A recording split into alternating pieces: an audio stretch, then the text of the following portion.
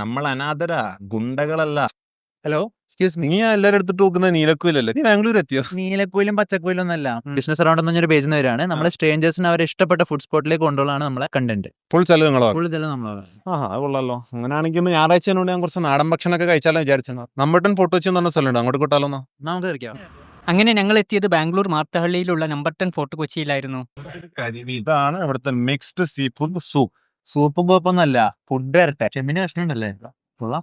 ബാംഗ്ലൂരിൽ എത്തിയാൽ പിന്നെ ഇതുപോലുള്ള സദ്യ കിട്ടുന്നത് വളരെ വിരളമാണ്. നല്ല ആവി പറക്കുന്ന ചോറ് കാണാൻ തന്നെ ഒരു ചേലാണ്.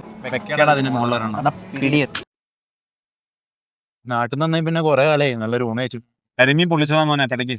ആകുമ്പോ ഒരു സ്മോക്കി വൈബ് അല്ലേ? പൊള്ളോ കത്തും. എന്തിനാടാ കൊന്നിട്ട്? നമ്മൾ അനാഥരാ, പക്ഷെ ഗുണ്ടകളല്ല. ഇതാണ് അവൻ ആദ്യം തന്നെ ഓർഡർ ചെയ്ത കരിമീൻ പൊള്ളിച്ചത്തു. നഷ്ടമായിട്ടോ. ഇതാ ഒരു പെപ്സി ആയാലോ? എനിക്ക് പെപ്സി ഒന്നും വേണ്ട. നമ്മള് കോട്ടണല്ലോ പറഞ്ഞിട്ടുണ്ട്, കോളയൊന്നും കുടിക്കണ്ട.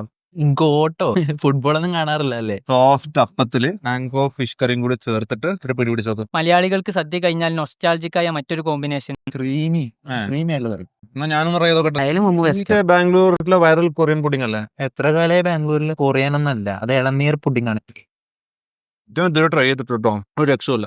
Mango curry, mango shake. നീ എന്തെങ്കിലും ഓർഡർ ചെയ്യണോ? ബാലൻഡിയർ ആയാലോ? ഏത് ഭക്ഷണപ്രിയന്റെയും പേടി സ്വപ്നം ഞങ്ങളെയും തേടി വന്നു. കൊടുക്കല്ലേ, എല്ലാം കറക്റ്റാ.